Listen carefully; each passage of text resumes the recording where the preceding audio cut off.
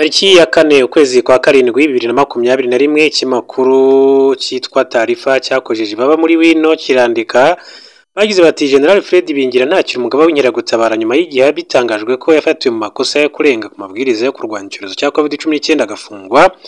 Urubuga rwa Minisiteri y'Ingabo ku bayobozi ati b'ingabo z'u Rwanda werekana ko umugaba w'inkeragutabara ari Major General Retired Ambassador Frank Mugambage. Ati by'agateganyo General Mugambage yari umugaba wungirije w'inkeragutabara ushinzwe umusaruro kuva mu Gushyingo 2020.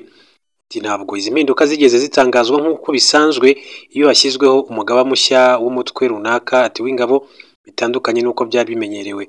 Amakuru icyo gihe Taarifa yabonye ngo nuko General Mugambage ari we wari uyoboye inkeragutabara kugeza hatangajwe ikindi cyemezo. Abagaba b'ingabo rero bashyirwaho na Perezida wa Repubulika ari nawe rero umugaba w'ikirenga w'ingabo z'u Rwanda. General Fred Ibingira yamaze igihe kinini cyane ayobora inkeragutabara kuko yagiyeho muri 2010 ageza muri 2018 ubwo yasimburwaga by'agateganyo na Major General Aloys Muganga nawe yaje gusimburwa na nyakwigendera Lieutenant General Jacques Musemakweli. General Ibingira yasubiye muri uwo mwanya mu Gushyingo 2019. Muri Mata Minisiteri y'Ingabo yemeje ko General Fred Ibingira na Lieutenant General Retired Charles Muhire bafunzwe bakurikiranyweho ibibazo by'imyitwarire nyuma yo gufatwa mu bihe bitandukanye barenze ku mabwiriza yo kwirinda icyorezo cya COVID-19.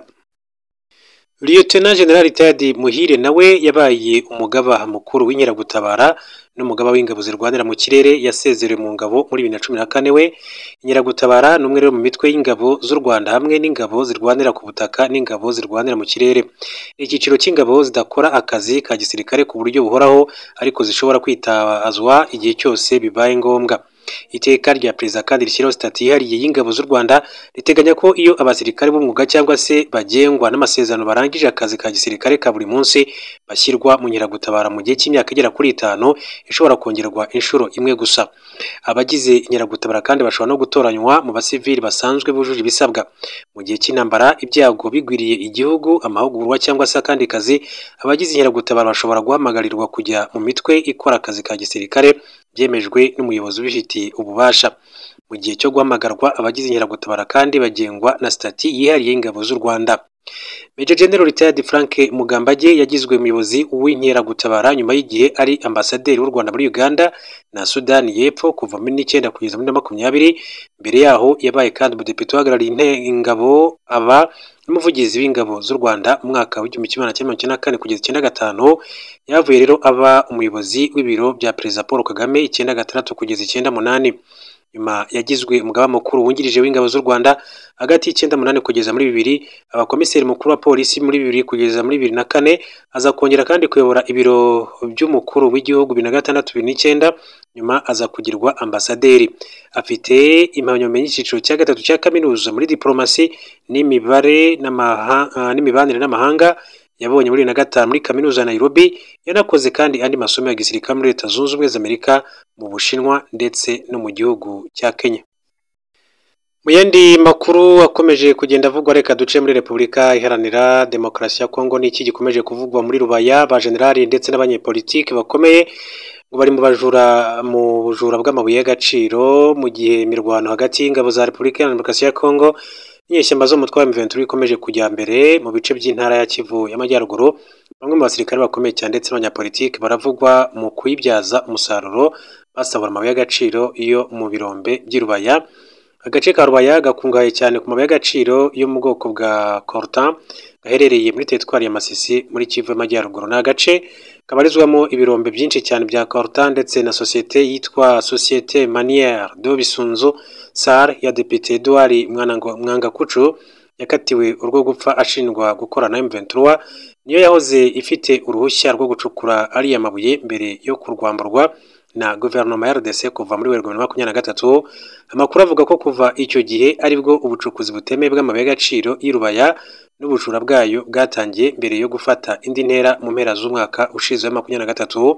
Africa Intelligence ivuga ko hashize umwaka urenga ibirombe by'Irubaya bigenzurwa n'abarwanyi imitwe y'Abazalendo ubutegetsi bwa Perezida Felix Tshisekedi bwitabaje ngo ibufashe guhangana na M23. Makuru avuga ko abasirikare bakomeye cyane ba FARDC ndetse n'abanyapolitike bakorera mu mujyi wa Goma aribo bagurisha mu buryo butemewe n'amategeko amabuye acukurwa muri biriya birombe, bikavuga ko bohereza amagana y'amatoni yayo ku isoko mpuzamahanga bayanyujije mu Rwanda ndetse no mu ntara ya Kivu y'Amajyepfo. Raporo y'impuguke za Loni kuri RDC ivuga ko ubujura bw'amabuye y'agaciro y'Irubaya kuri ubu buri ku rwego rutigeze rubaho na rimwe mu myaka 40 ishize.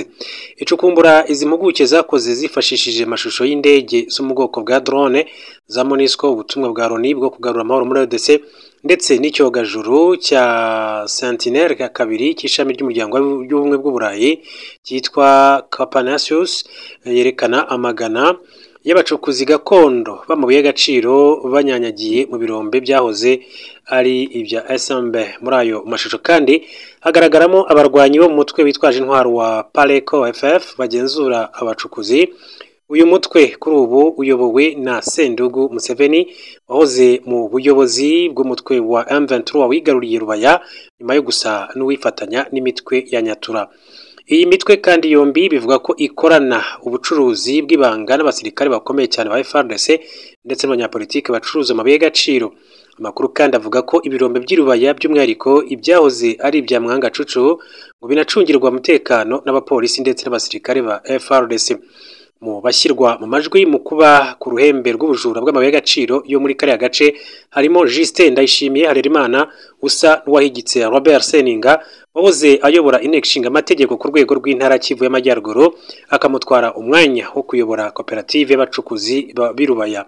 Harimo kandi General de Brigade Yangba Tene Dani wahoze ari umuntu wa hafi wa Lieutenant General Constantima Kongba wahoze ari guverineri wa Kivu y'Amajyaruguru. Yangba Tene kuri ubu ni umujyanama mukuru wa General Major Peter Chirumwami uyoboye Kivu ya ruguru mu byerekeye ibikorwa umutekano, ubutasi ndetse kandi umutekano rusange. Tukiri muri Repubulika ya Demokarasi ya Kongo kandi reka mbabwire ko imirwano ikomereje kibirize nyuma y'uko M23 ifashe Nyanzare, Kirima, Kasharira, Kikuku ndetse na Kabingu.